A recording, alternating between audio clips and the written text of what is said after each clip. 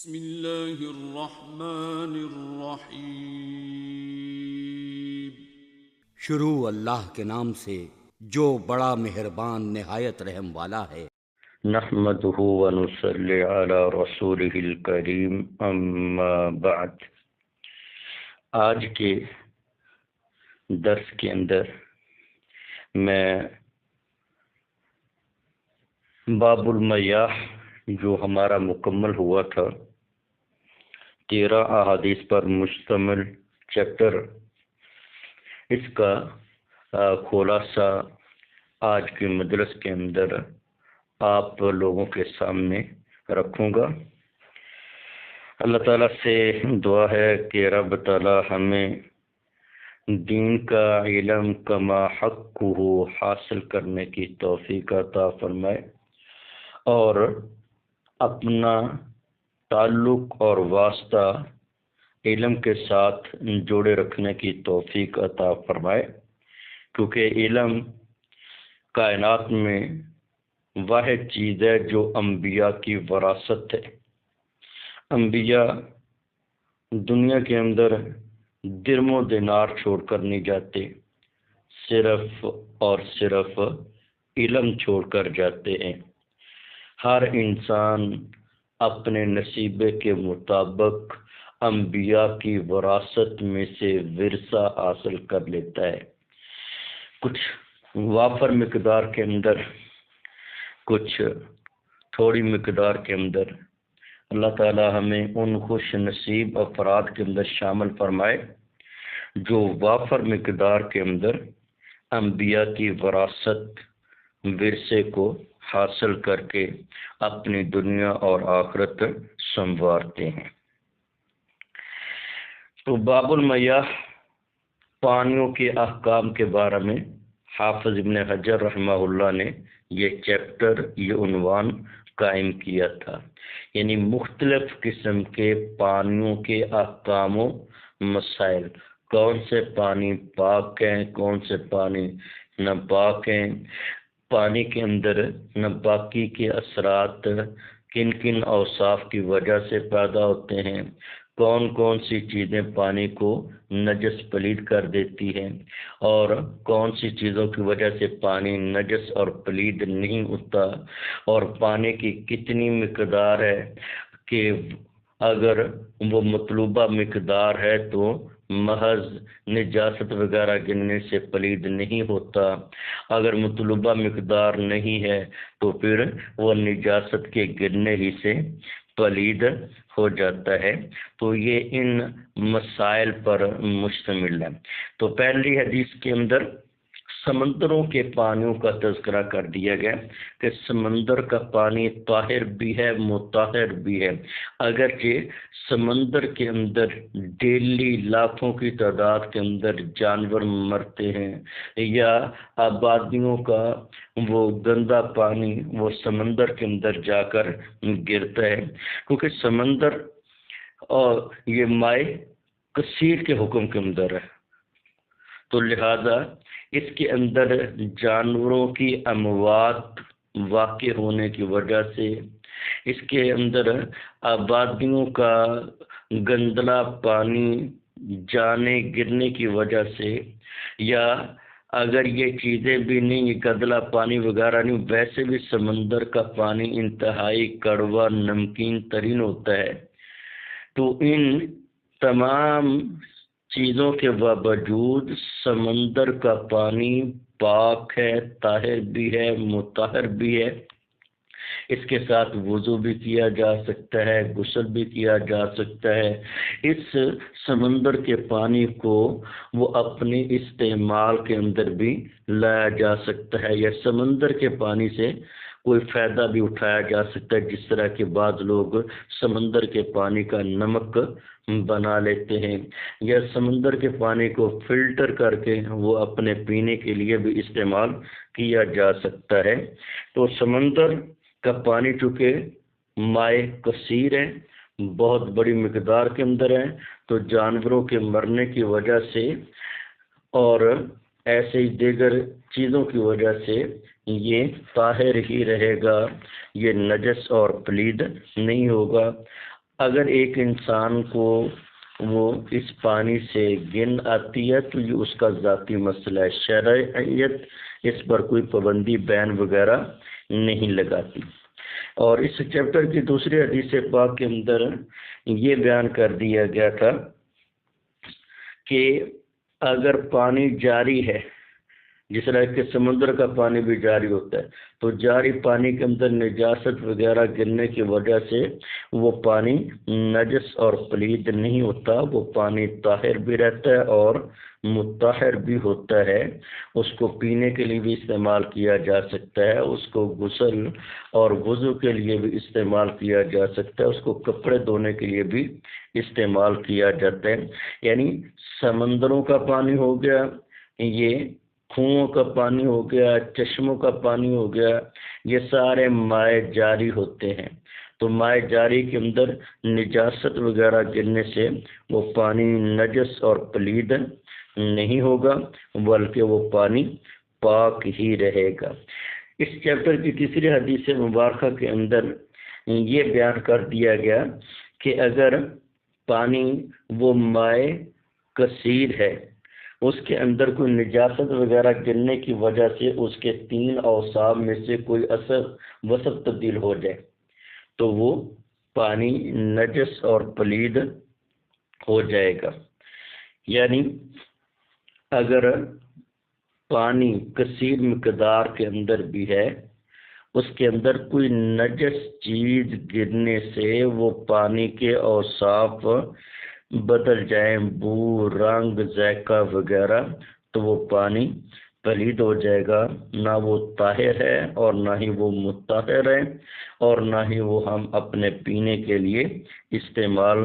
کر سکتے ہیں۔ اور اس مسئلے پر امت کا اجماع بھی ہے کہ پانی کے اوصاف ثلاثہ میں سے کسی ایک یا ایک سے زائد وصف کے بدلنے سے پانی نجس اور پلید ہو جاتا ہے۔ چوتھی حدیث مبارکہ کے اندر پلید ہونے اور نہ ہونے کے اعتبار سے پانی کی مقدار کو بیان کر دیا گیا کہ اگر پانی 2 مٹکوں کی مقدار ہے تو وہ محض نجاست کے گرنے سے وہ نجس پلید نہیں ہوگا، جب تک کہ اس کے 3 اوصاف میں سے کوئی ایک وصف تبدیل نہیں ہوتا۔ ہاں اگر مائع قلیل ہے، وہ کثیر نہیں ہے، 2 مٹکوں کی مقدار کلتین کی مقدار نہیں ہے، تو پھر نجاست گرتے ہی وہ پانی نجس اور پلید ہو جائے گا، وہ طہارت کے استعمال میں نہیں لایا جا سکتا۔ 5ویں حدیث مبارکہ کے اندر پانی کے یہ احکام و مسائل بیان کر دیا گیا ہے کہ اگر پانی ٹھہرا ہوا ہے، ساکن ہے، جامد پانی ہے، جاری نہیں ہے، جس طرح کے چشموں کا ہوتا ہے، کنوؤں وغیرہ کا ہوتا ہے، آبشاروں کا پانی ہوتا ہے، سمندر و دریاؤں کا پانی ہوتا ہے، ایسا پانی نہیں، تو ایسے پانی کی حفاظت کے پیش نظر آپ نے یہ حکم دیا ہے کہ ایسے پانی کے اندر بندہ داخل ہو کر حالت جنابت میں غسل نہ کرے۔ اگرچہ وہ پانی کثیر مقدار میں ہے، اس کے غسل کرنے سے نجس پلید نہیں ہوگا، لیکن اس کے پانی کے اندر غسل کرنے کی وجہ سے وہ اس کا عمل جو ہے وہ اوصاف ثلاثہ کو بہت جلد تبدیل کرنے کا ذریعہ اور سبب بن جائے گا، تو لہذا بہت ہی تھوڑے ٹائم کے اندر وہ پانی استعمال کے قابل نہیں رہے گا۔ یعنی حفظ ما تقدم کے پیش نظر اس عمل کو اختیار کرنے سے منع کیا گیا۔ اور ایسے ہی پانی کے اندر جو تالاب یا گڑھے کے اندر، کسی حوض وغیرہ کے اندر بارش کا پانی جمع ہے، اس پانی کے اندر پیشاب کرنے سے بھی منع کیا گیا ہے کہ یہ عمل جو ہے، اب پیشاب کرنے سے وہ فی الفور تو نجس پلید نہیں ہوگا، کیونکہ اگر وہ مائع کثیر ہے، لیکن بہت تیزی کے ساتھ وہ پانی کے اوصاف کو تبدیل کرنے کا ذریعہ اور سبب بنے گا۔ اس لیے فرمایا کہ پھر ایسے پانی میں داخل ہو کر، جس میں پہلے وہ پیشاب کر چکا ہے، داخل ہو کر غسل کرنا یا اس سے پانی لے کر سائڈ پر ہو کر غسل کرنا، یہ عقل مند آدمی سے بعید ہے کہ پہلے اسی کھڑے ہوئے پانی کے اندر قضاء حاجت کر لیں اور بعد میں اسی پانی کے اندر داخل ہو کر یا اس سے پانی لے کر وہ غسل وغیرہ کرے، تو یہ عقل مند آدمی سے بعید ہے۔ ہاں بے وقوف احمق کر لے تو وہ احمق جو ہوتے ہیں، بے وقوف پاگل جو ہوتے ہیں، وہ احکام شریعہ کے مکلف نہیں ہوتے۔ اور چھٹی حدیث مبارکہ کے اندر یہ بیان کر دیا گیا کہ مرد عورت کے بچے ہوئے پانی سے غسل نہ کرے اور مرد عورت کے بچے ہوئے پانی سے غسل نہ کرے، یہ بطور احتیاط کی، تاکہ ایک دوسرے کے بارے میں بدگمانی نہ ہو جائے۔ پانی کے اندر کوئی ایسی چیز وغیرہ نظر آ جائے جو ہماری طبیعت پر ناگوار گزرے اور ہم اپنے لائف پارٹنر کے بارے میں بدگمانی کا شکار ہو کر کسی توہم کی بیماری، وہم کی بیماری کے اندر مبتلا نہ ہو جائیں، کیونکہ جب زوجین کے آپس میں یہ بدگمانی وغیرہ پیدا ہو جاتی ہے تو پھر اس رشتے کے اندر دراڑیں پڑنا شروع ہو جاتی ہیں۔ تو اس لیے احتیاط کے پیش نظر اللہ کے پیغمبر صلی اللہ علیہ وآلہ وسلم نے منع کر دی۔ اس کو کہتے ہیں نہی تنزیہی، بچنا بہتر ہے۔ اگر کر لیا جائے تو اس کا جواز موجود ہے، جس طرح کہ آگے آ جائے گا۔ آپ نے اس کا حال یہ بیان فرما دیا کہ مرد اور عورت، خامد اور بیوی دونوں بیک وقت اکٹھے غسل کر لیں، تاکہ کسی کے بارے میں ایک دوسرے کے دل کے اندر وہ بدگمانی نہ پیدا ہو، شک و شبہ پیدا نہ ہو، اور دوسرے کے بارے میں انسان کے اندر کوئی نیگیٹو سوچ پروان نہ چڑھے، شیطان کو اپنا دونوں کے درمیان جدائی ڈالنے کے لیے داؤ چلانے کا موقع نہ ملے۔ تو اس لیے فرما دیا گیا کہ دونوں اکٹھے وہ مل کر غسل کر لے، یعنی کہ ایک ٹب سے، ایک بالٹی سے دونوں پانی لے کر اکٹھے غسل کر لے۔ اور حدیث مبارکہ 7 کے اندر اس کا جواز آ گیا کہ خود نبی کریم صلی اللہ علیہ وآلہ وسلم نے سیدہ میمونہ رضی اللہ تعالی عنہا کے بچے ہوئے پانی سے خود آپ نے غسل فرمایا۔ تو یہ اس بات کی دلیل ہے کہ مرد اپنی بیوی کے بچے ہوئے پانی کو استعمال کر سکتا۔ پانی پلید نہیں ہوتا، نجس ہوتا، یعنی مائع مستعمل طاہر بھی ہوتا ہے، مطہر بھی ہوتا ہے۔ تو مائع مستعمل کا مطلب ہے کہ جس پانی کو طہارت وغیرہ کے لیے استعمال کیا گیا ہے، جس طرح بالٹی ٹب وغیرہ سے ہم چلو لے کر کلی کریں گے، چلو لے کر اپنا منہ دھوئیں گے، چلو لے کر اپنے سر پر ڈالیں گے، یعنی ہمارا وہ عمل کرتے وقت ہمارا بار بار ہاتھ پانی کے اندر جاتا ہے، اور وہی جو پانی ہم نے اپنے منہ پر لگایا تھا ہمارے ہاتھوں کو لگا ہوا پھر ہم ٹب کے اندر ڈالتے ہیں تو وہ اس کے ساتھ اٹیچ ہوئی، اس کو کہتے ہیں مائع مستعمل۔ تو مائع مستعمل محدثین کے نزدیک طاہر بھی ہے، مطہر بھی ہے۔ تو میاں کے غسل کرنے سے وہ مائع مستعمل پلید نہیں ہوگا کہ بیوی کے لیے حرام ہو جائے، اور نہ ہی بیوی کے غسل کرنے کی وجہ سے وہ مائع مستعمل نجس اور پلید ہوگا کہ خامد اس پانی کو اپنی طہارت کے لیے استعمال نہیں کر سکتا۔ تو اللہ کے پیغمبر نے اپنی اہلیہ سیدہ میمونہ رضی اللہ تعالی عنہا کے بچے ہوئے پانی سے غسل کر کے اس کا جواز مہیا کر دیا، جائز ہے۔ اگر آپ کو پورا اعتماد ہے، اگر آپ کے اندر بدگمانی نہیں آ سکتی، آپ کے اندر تشکیک نہیں پیدا ہو سکتی، شکوک و شبہات نہیں پیدا ہو سکتے، تو پھر ایسی صورت میں اپنی بیوی کے بچے ہوئے پانی کو استعمال کیا جا سکتا ہے۔ حدیث نمبر 8 کے اندر یہ بیان کر دیا گیا کہ اگر پانی ہے، اس کے اندر برتن وغیرہ کے اندر موجود ہے، کتا منہ ڈال گیا، تو اب کتے کے منہ ڈالنے کی وجہ سے وہ پانی نجس اور پلید ہو جائے گا۔ جب اس برتن کو 7 دفعہ دھونے کا حکم دیا گیا ہے تو اس برتن کے اندر موجود چیز بالاولیٰ نجس پلید ہو جائے، یعنی کہ جب برتن ہی نجس پلید ہو گیا کتے کے منہ ڈالنے کی وجہ سے، تو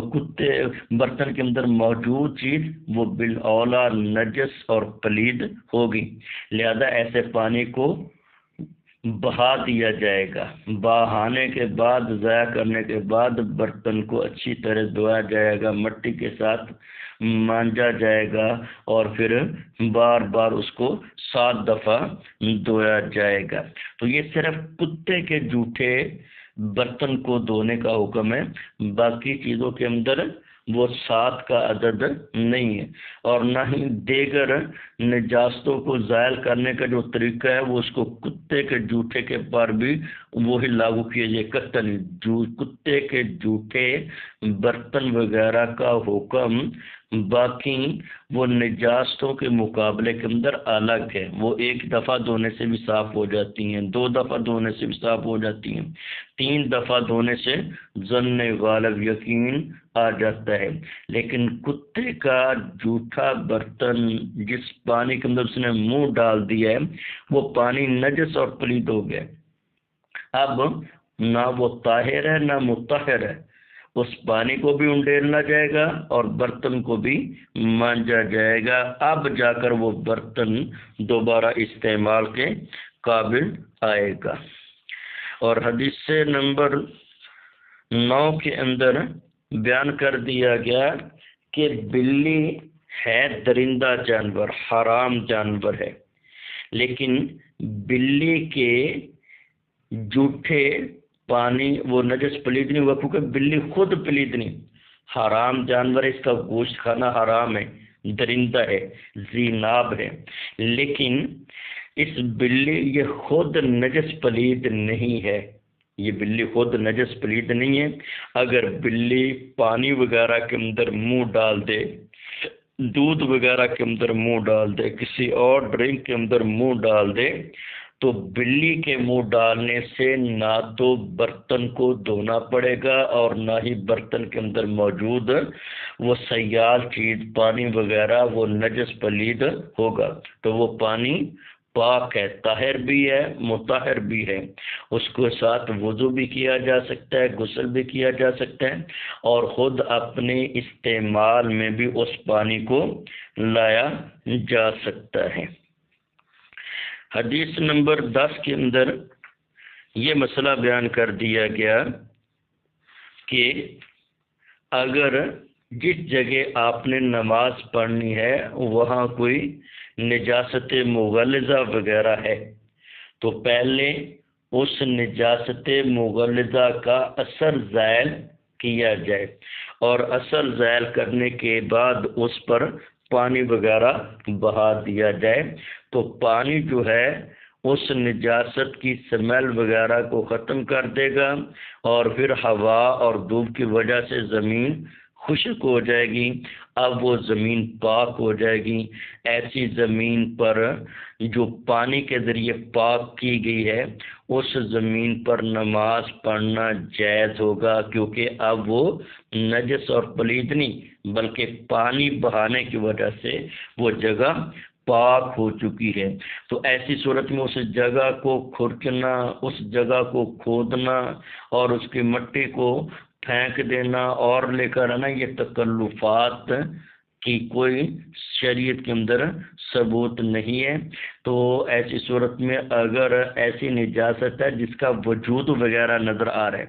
اس نجاست کو زائل کرنے کے بعد، دور کرنے کے بعد اس جگہ پر پانی بہا دیا جائے گا جو اس نجاست کا نشان بھی ختم کر دے گا اور اس نجاست والی جگہ سے بدبو وغیرہ کو بھی ختم کر دے گا۔ پھر دھوپ اور ہوا کی وجہ سے زمین خشک ہو کر پاک ہو جائے گی، صاف ہو جائے گی، تو اس پر نماز پڑھی جا سکتی ہے، اس پر جگہ پر بیٹھا بھی جا سکتا ہے۔ حدیث نمبر 11 کے اندر یہ ذکر کر دیا گیا کہ مردار نجس اور پلید ہے، لیکن مرداروں میں سے دو مستثنی ہے، ایک مچھلی اور ایک ٹڈی۔ تو اب مچھلی اور ٹڈی کے پانی کے اندر مر جانے کی وجہ سے پانی نجس اور پلید نہیں ہوگا، اور ان کی وجہ سے اگر پانی کا رنگ، بو، ذائقہ وغیرہ مل جائے، جس طرح کہ مچھلی کی اسمیل دور سے ہی آنا شروع ہو جاتی ہے، تو اب پانی کے اندر ہے تو پانی کے اندر بھی مچھلی کی اسمیل آئے گی،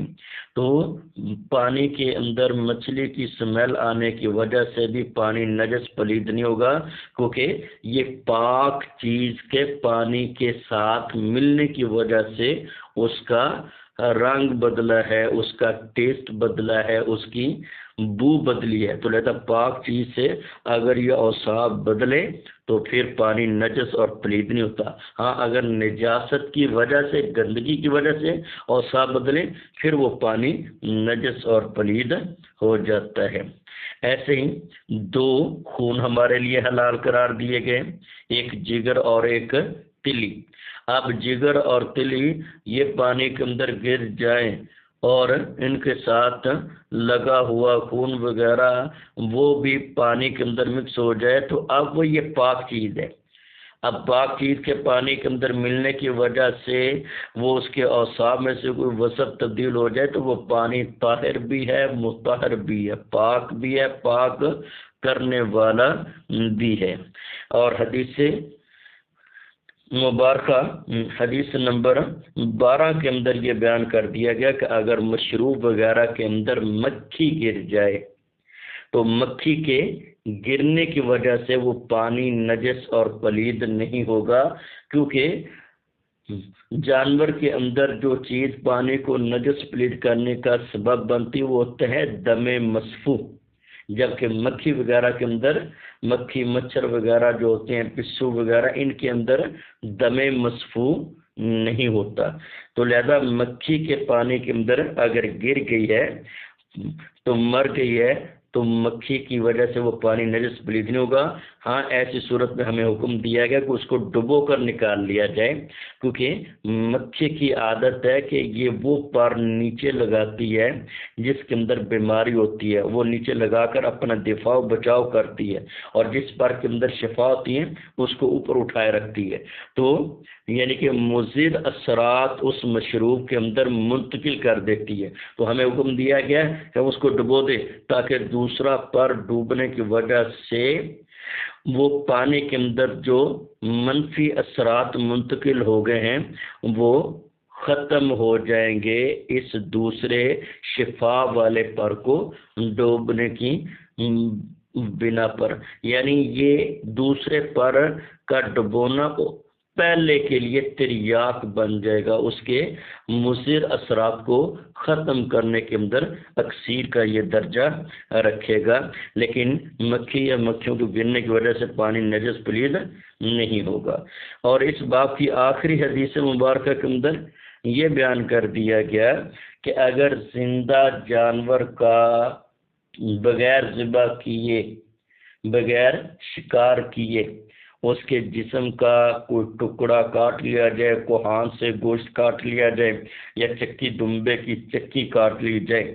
تو وہ مردار کے حکم کے اندر ہوتی ہے، یعنی کہ جس طرح مردار وہ نجس پلید ہو جاتا ہے، تو لہذا ایسی صورت میں اگر وہ ٹکڑا وغیرہ پانی کے اندر گرے گا